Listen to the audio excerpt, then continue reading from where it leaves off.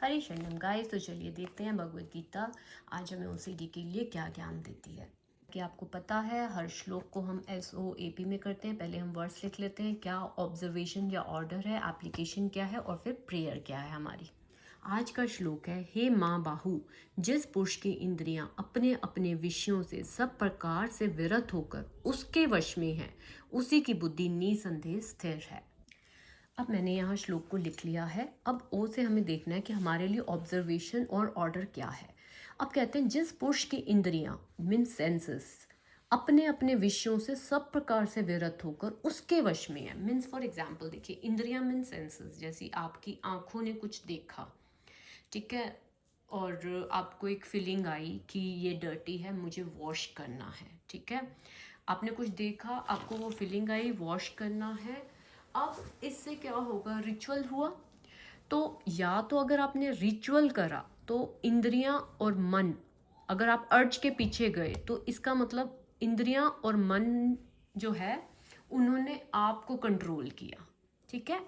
लेकिन यहाँ पे क्या कह रहे हैं, जिस पुरुष की इंद्रियां अपने अपने विषयों से सब प्रकार से विरत होकर उसके वश में। अब यहाँ पे भी थॉट आया, रिचुअल का भी हुआ कि मुझे वॉश करना चाहिए, नहाना चाहिए, लेकिन वहाँ उसने अर्ज को देखा और माइंड के कहने पर, उसके कहने पर, जो कि उसकी इंद्रियों ने कहा कि रिचुअल करना है, लेकिन उससे वो विरत हो गया, उसने केवल देखा और रिचुअल नहीं किया। तो मन और जो इंद्रियां हैं वो उसके नियंत्रण में, उस पुरुष के, और उस पुरुष को ही क्या बोलाया गया है कि उसकी बुद्धि निसंदेह स्थिर है।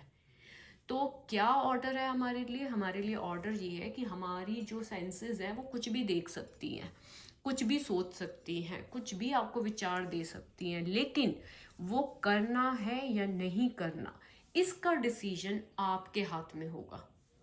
आपको अपने वश में रखना है और इसी से आपकी बुद्धि को स्थिर माना जाएगा। अगर आपने जो OCD माइंड ने आपको कुछ कहा और आपने वैसे कर लिया तो इसका मतलब माइंड आपको कंट्रोल कर रहा है, आप नहीं कर रहे उसे, ठीक है।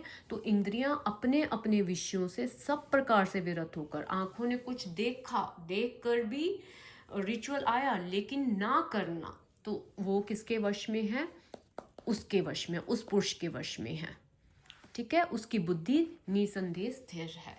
तो एप्लीकेशन आपको समझ आ गया कैसे आया कि कोई भी थॉट आता है वो इंद्रियों से आता है, कुछ देखना, कुछ फीलिंग्स, कुछ भी सुनना, इन सब चीज़ों से आता है, राइट। कोई भी थॉट आया, जिस पुरुष की इंद्रियां अपने अपने विषयों से, अब उसने कुछ देखा, विषय मीन्स आंखों का काम है देखना, उसने कुछ देखा लेकिन उसके बावजूद भी उसने रिचुअल नहीं किया, वो विरत हो गया, मीन्स अलग हो गया, तो वो चीज़ें उसके वश में है, मीन्स इंद्रियां उसके कंट्रोल में आ, ठीक है, मन उसके कंट्रोल में, उसकी बुद्धि स्थिर है।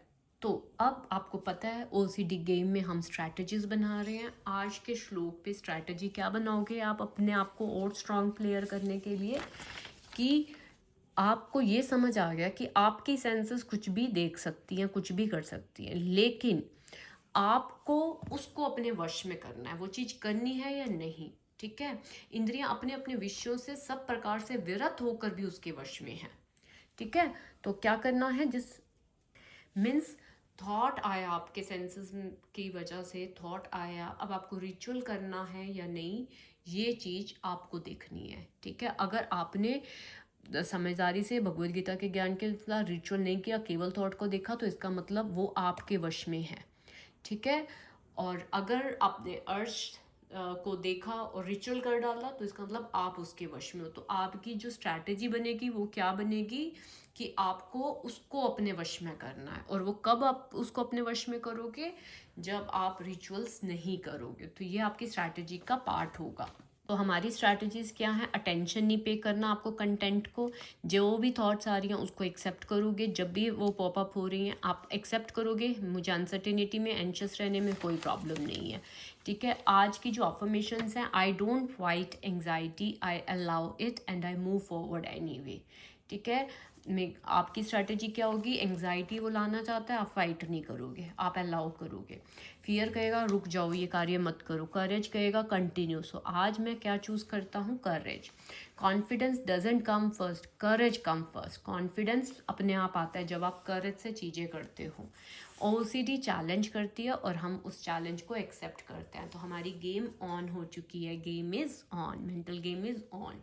ठीक है, तो उस गेम में क्या है, हमें हर श्लोक पे अपनी स्ट्रैटेजी को बुलंद करते जाना है। आज का श्लोक पे क्या था, सेंसेस चीज़ें देखेंगे, ऑफ कोर्स सेंसेस का काम है, विषय, विषय मीन्स थिंग्स, जिससे जैसे आंखों का काम देखना है, वो सब चीज़ें होंगी। इससे अगर आपको थॉट आ रहा है तो आपको ये देखना है कि आपने मन को अपने वश में किया हुआ है या आप उसके वश में हो। भगवत गीता ने आपको स्ट्रैटेजी में बताया कि आपको वश में रखना है। तो आपको कोई थॉट आया तो आपको देखना है कि मुझे रिचुअल करना है या नहीं करना। ठीक है, तो भगवत गीता के सारथी का क्या स्ट्रैटेजी आप लिखोगे अपनी नोटबुक में कि सेंसेस कुछ भी देख सकती हैं। ठीक है, रिचुअल करना या ना करना वो आपके वश में होना चाहिए। ठीक है, और वो किस बेस पे होगा, भगवत गीता के ज्ञान के बेस पे होगा। ठीक है, कल वीकेंड है, Saturday Sunday we gonna revise. हमने अभी तक 20 श्लोक करे हैं। 20 श्लोक के बेस पे हम स्ट्रैटेजीज देखेंगे कि हमारी क्या स्ट्रैटेजीज बनी हैं।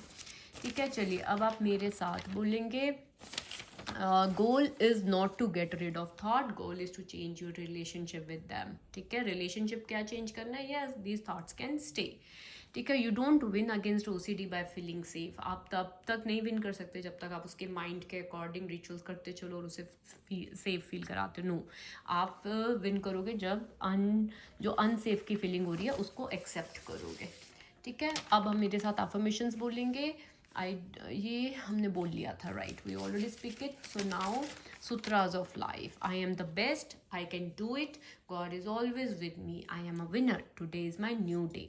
अब वो टाइम आ चुका है जब मुझे कंट्रोल करना है अपने माइंड को, ना कि मेरे माइंड को मुझे कंट्रोल करना है। ओके गाइज, आशा करती हूँ आपको ये सब अच्छा लगेगा और आप अपनी स्ट्रैटेजीज नोटबुक में ज़रूर बना रहे हैं कि इस श्लोक पे ये स्ट्रैटेजी है, ये भगवान हरि ने आपको बोला है कि इस स्ट्रैटेजी से आपको इस गेम को जीतनी है।